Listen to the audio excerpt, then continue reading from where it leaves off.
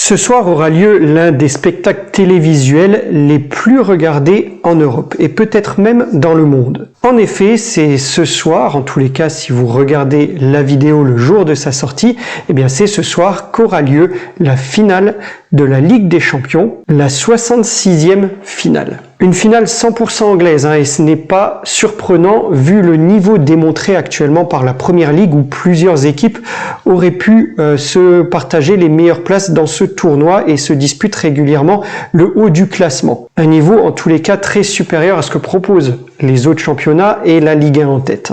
Bref, ce n'est pas le sujet. L'affrontement de ce soir se verra donc opposer l'équipe de Chelsea à l'équipe de Manchester City. Et c'est l'occasion pour moi de revenir sur les 5 plus belles finales de l'histoire de la C1. Alors avant de découvrir ça avec moi les amis, pensez à vous abonner, c'est important pour faire progresser la chaîne, important pour moi. Vous pouvez cliquer sur la cloche de notification pour être alerté des sorties des nouvelles vidéos, une vidéo tous les samedis matins, et me suivre sur mon Instagram pour être tenu au courant en avance du thème de la vidéo qui sortira le week-end suivant. Vous pourrez aussi y suivre pas mal d'actualités liées au football en story.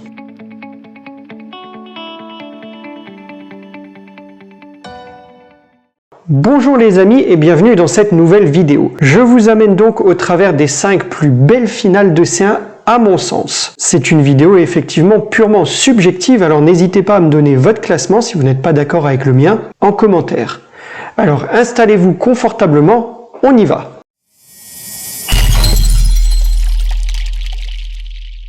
Bien entendu, si vous avez vu cette finale, elle a dû vous marquer tout comme moi à l'époque. Et il y a un geste dans cette finale qui a figé l'imaginaire de chacun. Cette reprise de volée magistrale de Zidane. Le génie français avait déjà perdu 2 finales avec la Juve en 97 et en 98. Il ne laissera pas passer cette édition. Ce qui sera appelé plus tard la volée de Glasgow surprend spectateurs et gardiens par sa spontanéité.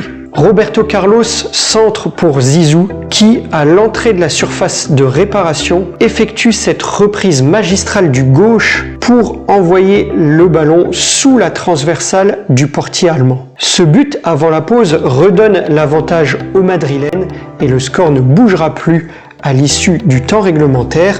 Le Real de Madrid s'impose 2-1 et à Glasgow, les merengues remportent donc cette compétition, cette Ligue des Champions, et ce sera la seule Ligue des Champions de Zidane.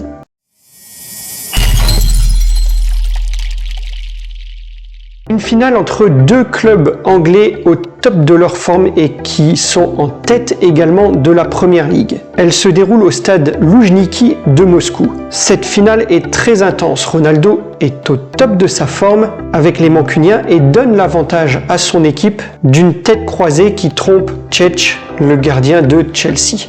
Mais Lampard égalise rapidement et plus rien ne sera marqué durant le temps réglementaire ni même la prolongation. Prolongation qui est elle-même marquée par l'expulsion de Drogba. La séance de tir au but, elle, donne finalement l'avantage et la victoire aux Mancuniens après une glissade malheureuse de Terry au moment de tirer son tir au but, le capitaine alors de Chelsea, et un raté d'Anelka. Manchester est sacré 50 ans après le crash de Munich qui a décimé une grande partie de l'équipe mancunienne à l'époque, qu'on surnommait les Busby Babes.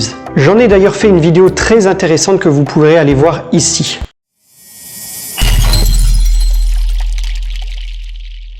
Ça y est, enfin, après 18 ans d'attente, l'Atlético remporte enfin la Liga. Fraîchement sacrés, ils veulent réaliser le doublé en remportant la Ligue des Champions et se hissent en finale contre leur rival de Madrid. Et ça commence mal. Diego Costa, leur buteur vedette, se blesse assez rapidement dans le match. Pourtant, c'est bien eux, l'Atlético, qui ouvre le score par Diego Godin. Dès lors, l'organisation de Simeone se met en place. Un système véritablement défensif fédérant des guerriers qui font chacun l'effort pour le collectif. L'Atlético contient au fur et à mesure des minutes toutes les offensives des merengues. Toutes sauf une. À la dernière minute du temps réglementaire, Ramos parvient à tromper Thibaut Courtois, le gardien alors à l'époque de l'Atlético.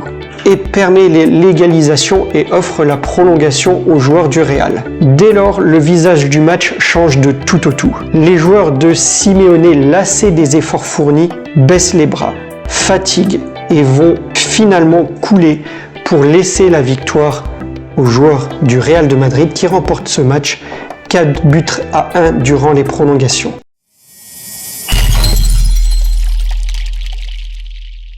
Attention frisson, j'en ai parlé, j'ai parlé de ce match durant une de mes vidéos sur les plus belles remontées que vous pouvez voir aussi ici. Le Bayern ouvre le score très tôt grâce à un but sur coup franc de Basler. À Barcelone, les Allemands ont la main mise sur le match et auraient même pu aggraver le score en étant plus réalistes devant le but. Hitzfeld, leur entraîneur confiant, fait sortir Matthaus un peu trop tôt dans le match. Sortir le meilleur libéraux du moment se révélera être une grave erreur. Dans le temps additionnel, Sheringham égalise pour les joueurs de Manchester à la 91e minute et coup de tonnerre, Solskjaer donne l'avantage aux siens, aux Red Devils, à la 93e minute. Un retournement de situation qui m'a scotché dans le fauteuil à l'époque. Il fallait bien rester jusqu'au bout. Mais qui connaît le Fergie Time n'aura certainement pas décroché le regard de son écran avant la toute dernière minute.